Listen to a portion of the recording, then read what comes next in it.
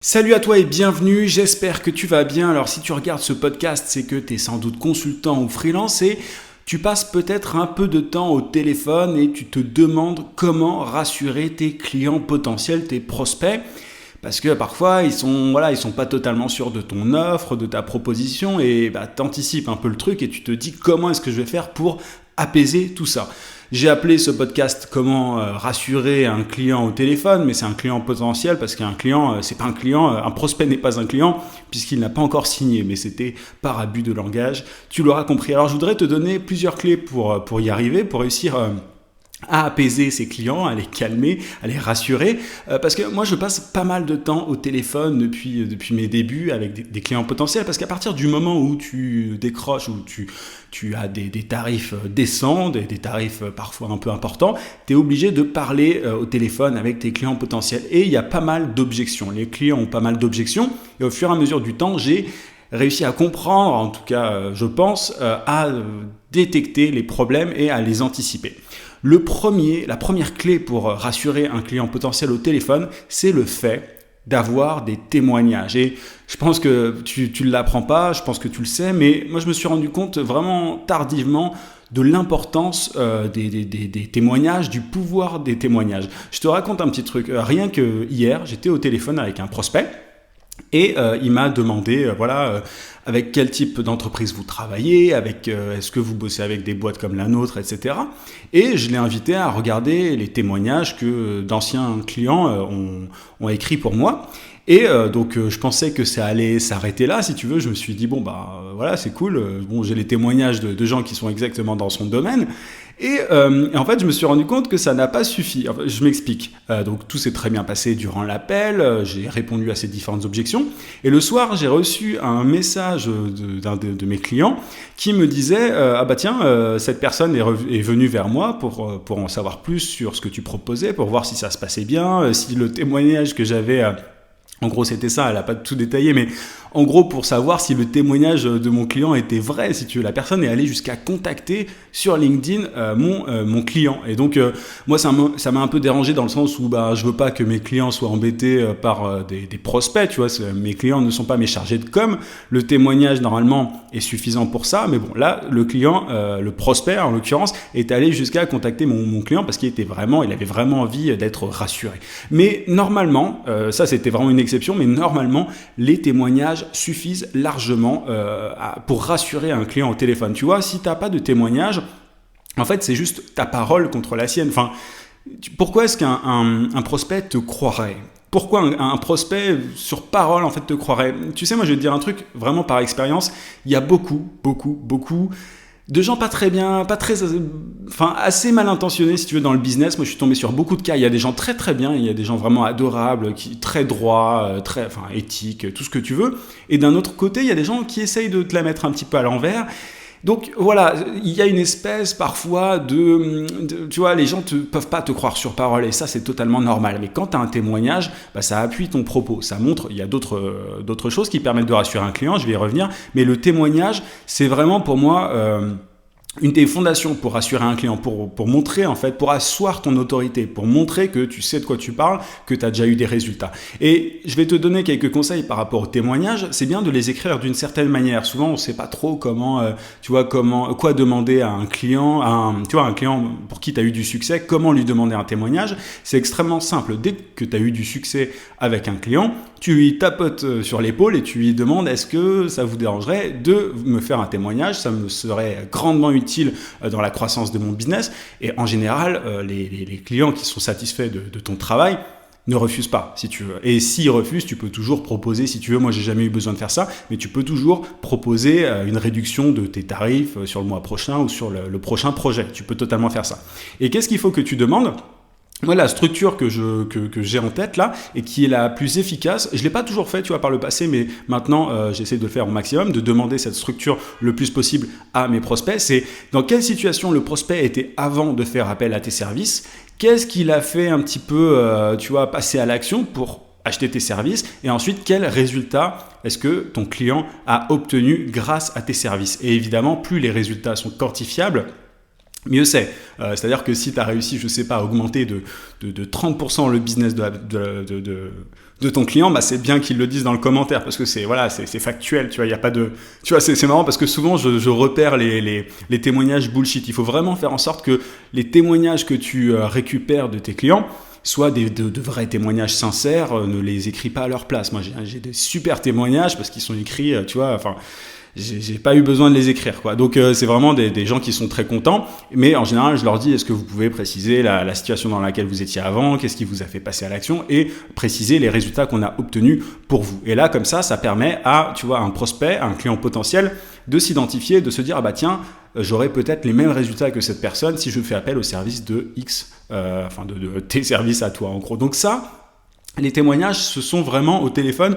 Tu peux très bien dire à quelqu'un que si tu le sens un petit peu réticent ou pas totalement sûr, pas totalement en confiance, il faut que tu l'invites vraiment à regarder tes témoignages sur ton site, sur ton profil LinkedIn, peu importe, et tu peux éventuellement dire je peux vous mettre en relation avec un de mes anciens clients.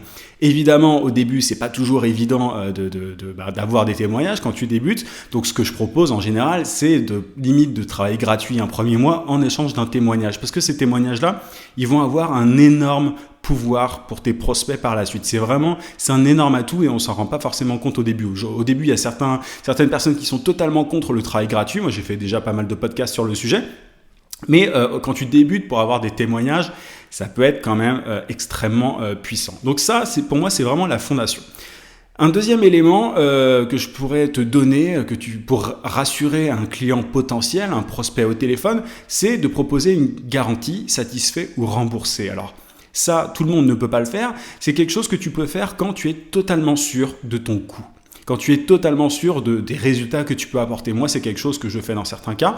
Quand je suis sûr à 100% des résultats que je peux avoir pour la personne en face, et même s'il y a une petite dose d'incertitude, tu vois, même si c'est du 80-20, 80%, 20%, 20% de risque d'échec, c'est pas très grave, tu vois, 80%, bon, tu peux te permettre ça. Évidemment, ça va dépendre de ta trésorerie, ça va dépendre de ta confiance en ton système. Mais ce qui est bien, c'est que toi-même, ça va te pousser à bien sélectionner en fait tes prospects. Tu vois, je le disais récemment dans un podcast, mais il suffit pas de décrocher des contrats. Il faut derrière être capable d'avoir un antidouleur, si je reprends mon terme d'hier, un antidouleur qui fonctionne, un antidouleur qui permette vraiment d'éteindre la douleur, de supprimer la douleur de ton prospect. Et à partir du moment où tu es en confiance par rapport à ça, tu vas pouvoir notamment proposer cette garantie de satisfaction ou de remboursement. Moi, ce matin, j'avais un prospect à qui j'ai proposé ça. Il était très content. Mais ça veut aussi dire quand même que je suis prêt à perdre de l'argent parce que j'ai des investissements à faire, tu vois, j'ai des gens à payer pour le travail en question, mais il faut être du coup capable d'encaisser ça, tu vois, il faut avoir un peu d'argent de côté, ne pas avoir peur de ça. Et il faut avoir un état d'esprit tu vois, faut pas avoir trop peur de prendre des risques parce que évidemment, enfin 80-20%, tu te dis bon 80% de succès, tu prends pas trop de risques. C'est à toi de voir où est-ce que tu mets la limite, mais moi j'ai pas de problème. Tu vois, les upsides, si on parle en franglais comme Jean-Claude Van Damme, sont tellement importants si je décroche tel ou tel client que j'ai pas de problème à prendre ce risque-là en général. Donc voilà, à toi de voir. Mais ce qui est bien, c'est que ça va vraiment te permettre de sélectionner avec parcimonie, avec vraiment intelligence tes prospects et ne pas prendre tout le monde, tu vois, parce que si tu commences à prendre tout le monde et que voilà, enfin, tu vas pas proposer de garantie de satisfaction, de remboursement à tout le monde, parce que sinon tu risques d'être un petit peu dans la merde parce que t'auras pas tu seras sans doute pas capable d'avoir des résultats pour tout le monde. Ça te permet d'affiner aussi ta vision de ta cible et vraiment de ta vision vraiment du profil type de prospect ou de client pour qui tu peux avoir des résultats clairs, concrets. Donc ça, c'est un deuxième élément. Et au-delà de ça, c'est un peu la cerise sur le gâteau, mais le troisième et dernier moyen pour moi de rassurer un client, au-delà de ces techniques, entre guillemets, même si les témoignages, oui, on peut appeler ça des techniques, tu vois, le fait d'avoir des témoignages et une garantie de remboursement, en tout cas une réduction du risque du côté de ton prospect. On peut appeler ça des techniques, mais au-delà de ça, et je pense que c'est sans doute le truc fondamental, c'est de montrer à ton prospect que tu comprends son problème, que tu comprends sa douleur. Et comment est-ce que tu fais ça?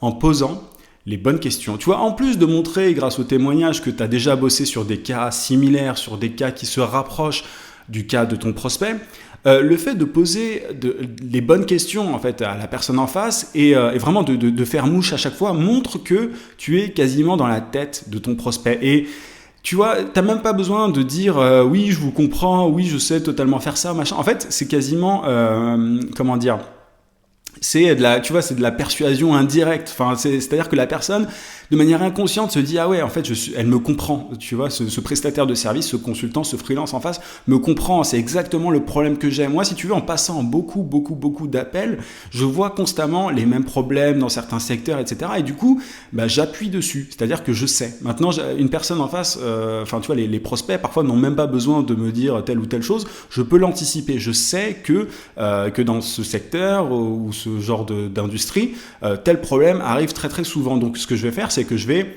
anticiper un petit peu cette problématique en disant est-ce que vous avez ce genre de problème, est-ce que ça arrive souvent et tout. Ils vont me dire oui, on a totalement ce genre de problème et tout. Et donc j'ai même pas besoin, tu vois, de dire oui, je comprends, je suis bien placé pour le savoir, j'ai beaucoup d'expérience par rapport à ça. C'est juste en posant les bonnes questions, tu vas être vraiment en position de... en gros, tu vas être vu comme le prestataire de service qui comprend parfaitement ton client. Et ça, c'est le meilleur moyen pour moi de rassurer un client. Quand la personne en face, à l'autre bout du fil, pour le coup, vu que c'est au téléphone, se rend compte que tu poses des questions pertinentes, comme si tu étais dans sa tête presque, ça, c'est le meilleur moyen de rassurer quelqu'un en face. Moi, je me rappelle un petit peu de mes débuts par rapport à ça. Quand j'étais au téléphone avec quelqu'un et que j'avais aucune expérience, c'était pas évident. Tu vois, je tapais un petit peu à côté. Parfois, je posais des questions qui pouvaient paraître un petit peu bêtes, mais c'est normal en fait. C'est pas grave de poser des questions qui sont un peu décalées par rapport au business, mais au fur et à mesure, tu vas gagner en expérience. Tu vas gagner en expérience et tu vas comprendre que tiens, celui-là, il a plutôt tel problème. Celui-là, et moi, c'est quasi automatique. Tu vois, avant, ce que je faisais même, c'est que j'écrivais beaucoup mes scripts téléphoniques avant d'engager la conversation avec un prospect, avec un client potentiel. Maintenant, c'est pas automatique, c'est pas totalement naturel, mais c'est quand même tu vois, avant l'appel, je sais quand même de quoi il en retourne par rapport à la personne avec qui je vais parler au téléphone. Je connais son secteur, je sais en gros les problématiques qu'elle rencontre, mais évidemment, ça passe aussi, tu vois, le fait de poser des questions pertinentes, de poser des questions qui montrent que tu sais de quoi tu parles, ça passe évidemment en amont par une étude du site internet de ton prospect, en gros, il faut vraiment s'intéresser, tu vois, il faut pas enchaîner les appels. C'est pour ça que je te conseille pas du tout d'envoyer 40 milliards d'emails en disant est-ce que vous voulez qu'on parle par téléphone, enfin, tu vas vendre tes services en masse sans t'intéresser à aucun moment au site internet ou je sais pas au profil LinkedIn de la personne. Ne fais surtout pas ça parce que concrètement, quand tu auras la personne au téléphone et que tu sauras pas de quoi il s'agit, tu vas pas pouvoir rassurer le client en face. Mais tous ces éléments-là te permettent vraiment de rassurer et de casser ces objections. Témoignage, garantie de remboursement, ça c'est un peu la cerise. Enfin non, c'est un truc qui est très puissant, mais évidemment tout le monde ne peut pas se le permettre. Mais vraiment, le fait de montrer ta compréhension des problématiques de la personne en face, c'est vraiment, c'est un super pouvoir, un petit peu comme les témoignages. Ces trois clés sont extrêmement importantes. Et si tu as ces trois clés, si tu as ces trois éléments, crois-moi, il y a très peu de chances que tu ne signes pas un contrat avec la personne avec qui tu es en train de parler au téléphone. Enfin, vraiment, c'est normal. En fait, c'est beaucoup plus facile de convaincre quelqu'un, tu vois, en face à face. Mais si toi, tu n'as pas cette opportunité-là, ou alors si tu es obligé de parler au téléphone d'abord pour écrémer un petit peu plutôt que de passer directement au rendez-vous physique, je te conseille vraiment d'avoir ces trois éléments-là. Au début, tu ne les as pas, mais c'est vers ça qu'il faut tendre. Tu sais, moi, je te parle souvent sur ce podcast de ce qu'il te faut dans l'idéal. Au début, tu n'as peut-être pas tous les éléments, tu as peut-être des témoignages, juste, mais tu peux pas te permettre d'avoir une garantie de satisfaction ou de remboursement, c'est pas grave, mais voilà, tu peux au moins peut-être avoir une bonne compréhension. Enfin, j'espère quand même, si tu vends tes services pour un type de business précis, c'est que tu comprends un minimum le business en face. Donc il faut que tu poses des questions pertinentes. Mais c'est pas grave si tu n'as pas les trois tout de suite, mais en tout cas, crois-moi, si tu as vraiment ces trois éléments-là, il n'y a aucune raison que le client en face aient des objections et te disent non si tu veux. Alors il y a toujours des gens qui chipotent un petit peu, tu vois, le prospect hier qui est parti carrément appeler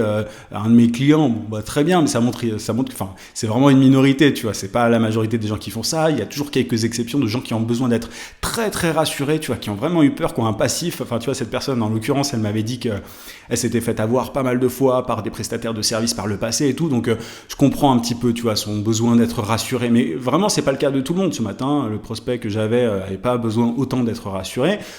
Et enfin, peut-être simplement, justement, parce que j'avais ces 3 éléments-là. Témoignage, garantie et bonne compréhension de son business. Je le comprenais quasiment tout autant que lui, donc il était rassuré. Et tu vois, il me l'a même dit lui-même, il me disait, ça me rassure. Il m'a vraiment dit ça en plus. Enfin, il m'a dit, ça me rassure que vous ayez cette garantie, ça montre de remboursement, ça montre que vous êtes sûr des résultats que vous pouvez avoir. Donc c'est extrêmement puissant. Donc si tu peux avoir ça, n'hésite pas. Voilà un petit peu mes 3 clés. Ce sont 3 secrets que j'utilise pour rassurer mes clients au téléphone et c'est ultra efficace. Essaye toi aussi de les avoir. J'espère que ça t'a plu, que ça t'a été utile surtout. C'est surtout ça qui est important. N'hésite pas du coup à mettre un gros pouce si tu es sur YouTube et à t'abonner à la chaîne si ce n'est pas déjà fait. Qu'on atteigne les 10 000 abonnés et bientôt ce serait cool. Je te rappelle aussi que tu peux télécharger ma formation vidéo gratuite pour trouver des clients rapidement en freelance. Pour ça, tu cliques juste en haut sur le i, c'était sur YouTube aussi. Sinon, tu as le lien en description. Et n'oublie pas de t'abonner au podcast aussi, Freelance Elite ou au groupe Facebook, tu as tous les liens dans la description. Je te dis à demain, 18h comme d'habitude. En attendant, n'oublie pas, vie sans limite. À plus.